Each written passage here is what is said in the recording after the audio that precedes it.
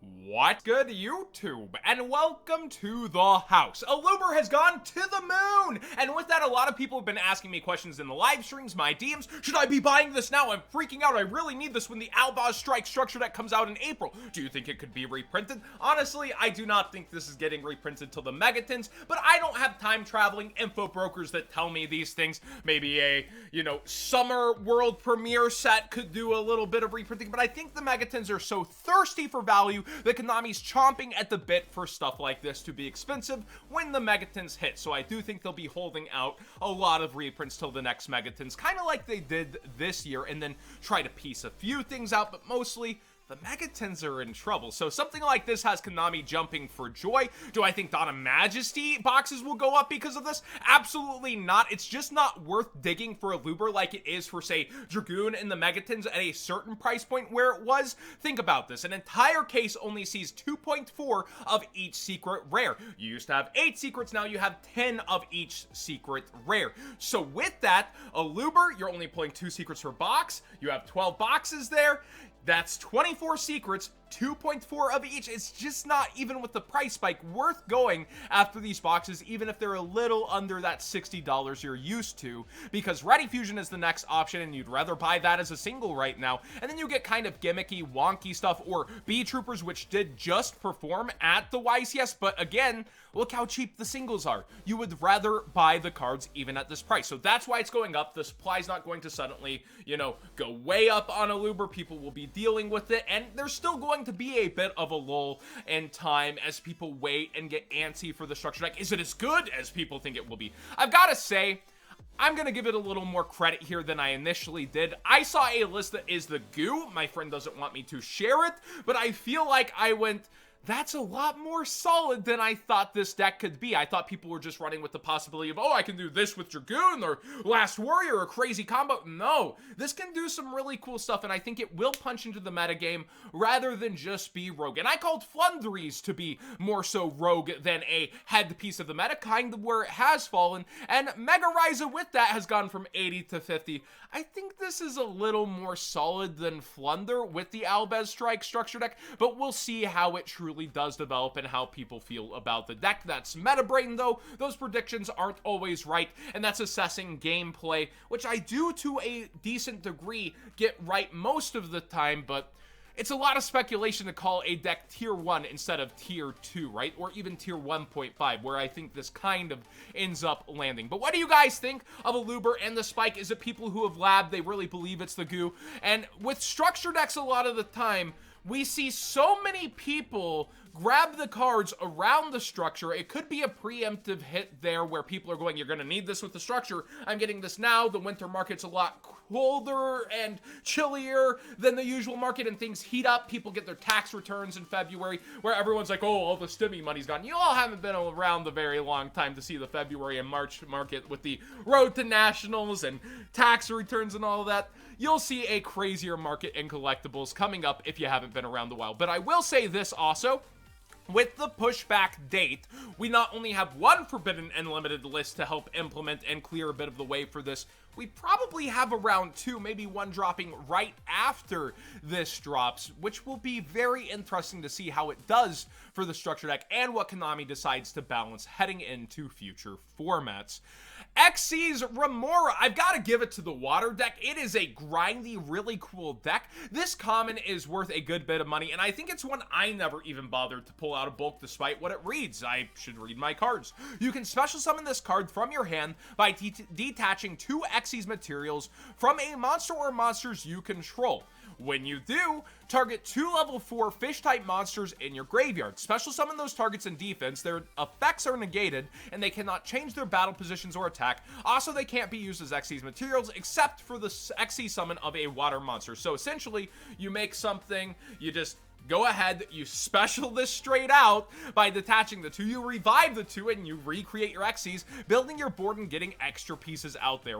Really amazing common that went under the radar for the longest, but recently it has spiked. A lot of people are suddenly on it and looking at it, and it is a $4 common if you have them. So maybe there's some money you didn't know you had, or a card that you're now going to be searching for your deck that you're like, wow, That is really crazy insane. Totally Awesome has gone up over time. The gold letter rare is $7 and almost out of quantities. I would just go ahead and buy the secrets personally, but I've been saying that. Let's see where the first editions are. Last time they were around 22s. Looks like the unlims are gone, and first edition OG is all that's left at 22. So you might want to get yours sooner than later using that TCG player link in the description down below, costing you nothing extra to support the channel directly for the cards you'd already be buying. Bahamut Shark also has been going up steadily and lower on quantities as a lot of people stare at this deck. They're having fun with it. It's in the rogue category, but people are taking... I think Bortle has a list up on his channel of a first place with this. You might want to check that out.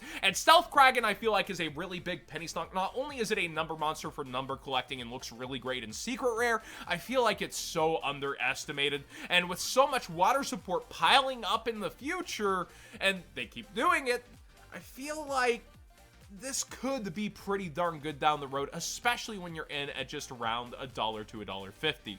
Heavenly Dragon Circle, another common that is spiking up here. You can see it going crazy towards $1.50, and those are the lowest. It reads tribute one worm monster, add a worm monster from your deck to your hand, or if you tributed a non-effect monster to activate this card, you can special summon it instead, but its effects are negated. During your main phase, if you control a face-up non-effect monster, you can banish this card from your graveyard to add a 10-yi card from your deck to your hand. You can only use one effect per turn and only once that turn, so you're picking and choosing, but it gets a later graveyard effect while also helping you either build your board in a different way and route that you want to, or going just different directions. It's pretty easy to achieve in Sword Soul, Tenyi, and the like decks. Very, very good. Small World is something that's interesting. So many people are asking me, when will this bottom out? When will it go down? I feel like people are just going to continue to lab this card and figure out things and break it. I don't think it's necessarily going down from $30. And a lot of people are overspending on it, as you can see over here. But I feel like it's not going to go too much further down unless people get tired of reading comprehension. That's the gate of this card's access is, do you understand the card? That's literally it, and some people don't want to bother like with Inspector Border, but it's a crazy combo piece that's really, really good, and I don't necessarily see it just bottoming it out all of a sudden after these buyouts. Like, yeah, you have this dip after its first buyout, but I don't necessarily think you're going to get another one. Maximum Gold continues to chill out as competition is ramped up. Be looking at those prices because I think a lot of them will heat up during that March-April season as we get Ghost from the Trash 2. If it is trash or great, we'll have to wait and see. I'm being preemptive with that.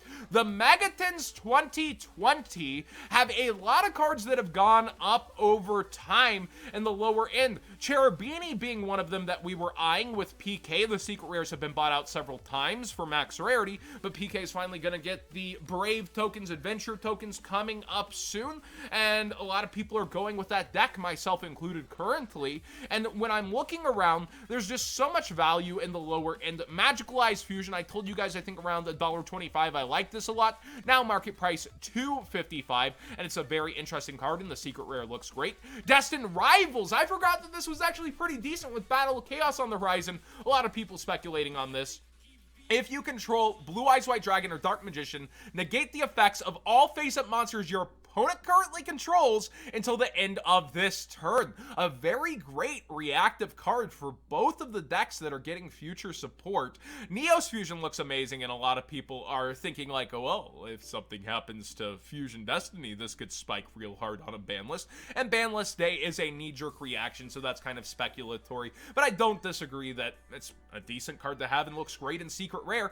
World Legacy Guard Dragon looks amazing, and Secret Rare could float back into a metagame at some point. Just so many great cards that have been consistently rising up in value above that dollar point if you've been in the penny stocks. Oh, and Gallant Granite has been seeing a decent chunk of play in certain decks and definitely has future potential for many rock decks, so I don't disagree with necessarily holding on to this one and having some of those as backup. And finally, when will Doomguys or Dragon just shoot up, John? I feel like there's not this knee-jerk reaction every time to cards appearing from the OCG and people just expect it to happen. But I will say they're very, very low quantity for what they used to be. And they're up a little in price, but it's not like people are suddenly going to run at unlimited ultimate rares that they haven't even labbed or comboed with or aren't going to go past rogue status. Like, the zombie support was cool to see, and there might be more of it coming between 2 different sets, but it doesn't mean there's just going to be a sudden knee-jerk reaction for not full max rarity like first edition or something,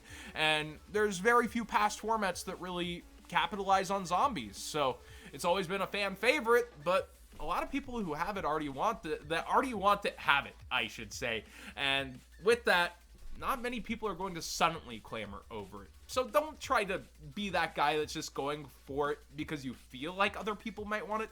Use your bigger brain when it comes to the market. That being said, thanks for watching today's Market Watch. Please subscribe if you haven't already. Give this video a thumbs up if you enjoyed the conversation. And I gotta say, I posted this on Twitter, but 2022... it's going to be the year of toning up for me, and I'm going to put my bid back in for being the buffest Yugi tuber. Ruggles, Triff, Susu, I'm coming for you. And Tally Effect, of course. The Pentagon, it will be with me being the 5th smile. Don Juan, upload more. Seriously.